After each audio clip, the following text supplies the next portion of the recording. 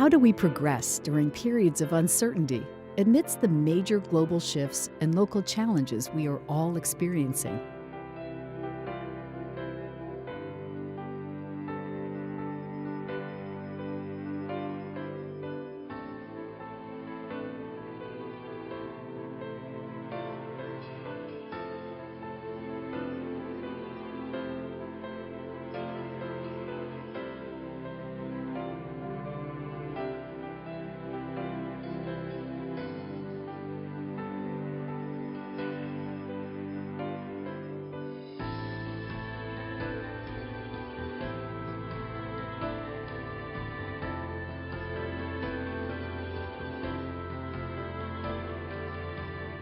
We may not have all of the answers today, but the data is leading us there. In the last century, we have accelerated social progress, in large part because data science has improved our understanding of society, its needs, and challenges, and because citizens, entrepreneurs, and established institutions have taken action, providing new and improved solutions to some of the world's toughest problems. Every day around the world, new products, processes, paradigms, and policies are breaking through and shifting outcomes. Innovations and partnerships that improve people's lives and protect our shared environment exist in every community, even in the least resourced countries. But there are still gaps. How do we replicate the most promising solutions, bring new ones forward, tailor them for local customs, enter new markets sustainably, anticipate future needs, and achieve the Sustainable Development Goals? We know that the world is excelling where we're united and struggling between our divisions.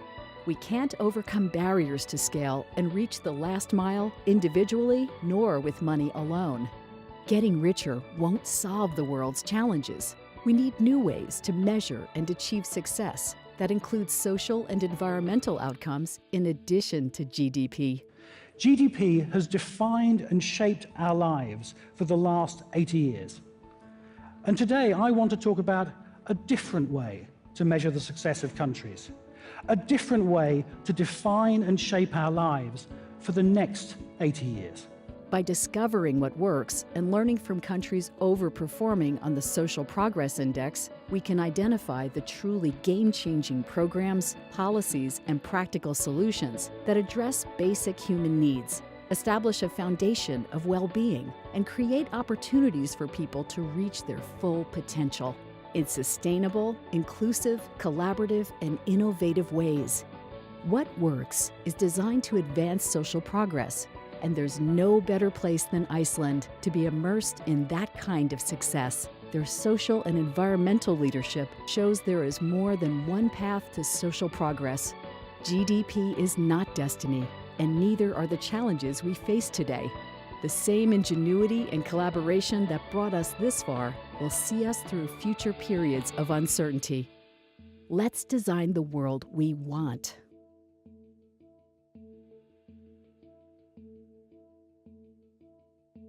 Ladies and gentlemen, please welcome CEO of Social Progress Imperative, Michael Green.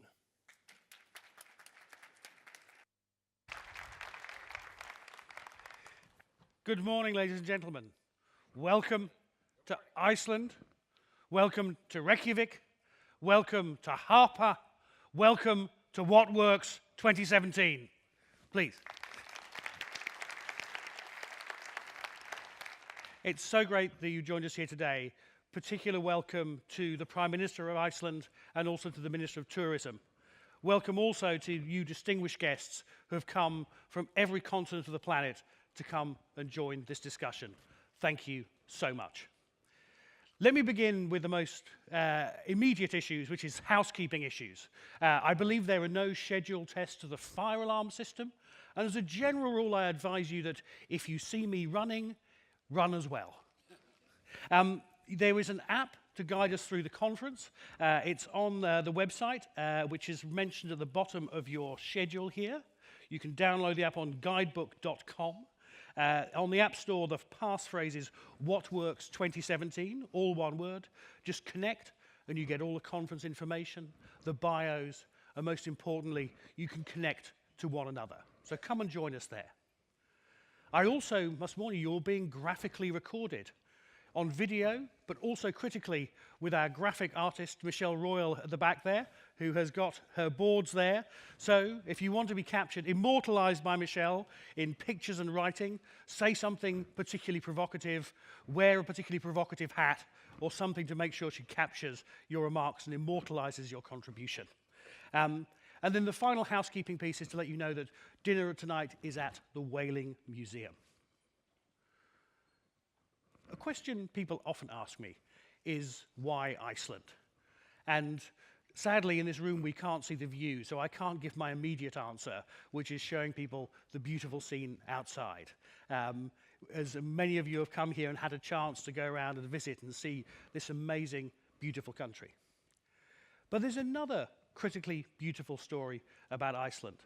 It's a story about how a country that little more than 100 years ago was a country that was so marginalized geographically in the world, a country people lived very, very difficult lives. And this country's been on an extraordinary journey over the last 100 years, with some downs as well as ups, as we know, but is now one of the countries in the world that gives the best quality of life to its citizens, and one of the countries in the world, perhaps the best country in the world for women. It's been an extraordinary journey for Iceland, so it's great to be here in a country that is a real world leader on social progress, to be the host of this critical conversation. And it's a critical conversation because we've talked about how this is social progress in a time of uncertainty. The world is in a difficult place at the moment. We know that, we understand that. But at the Social Progress Imperative, we also believe there's a fundamental opportunity. The opportunity is that there's so much more that unites us than divides us. When we talk about social progress, when we measure social progress in terms of the outcomes of people's lives, I think there's a huge amount of common ground. I go around the world talking about the Social Progress Index, talking about the way that we define and measure social progress. And there's so much consensus about what it means to live a good life in a good society. And sometimes our politics and our institutions, our language, are misaligned to have those constructive conversations about the world that we want, the societies want, and the lives that we want. And there's an opportunity here that we must take over the next couple of days to take the chance to talk about the practical, positive things we can do to build the world, the societies that we all want. So I welcome you. I look forward to the conversation. But let me also critically now say thank you so much to the people who have made this happen. First of all, to the co-founder of What Works, the organizer here. She goes by one name only. She is Rosa. Where are you, Rosa? She's now, here we are, Rosa. Thank you, Rosa. And also to our sponsors, Arion Bank, Deloitte, Kopovor, the University of Reykjavik, the Skoll Foundation, RIDG, Guinness, and the Icelandic Prime Minister's Office. Thank you to all those organizations for your generous support and for making this happen and enabling this conversation.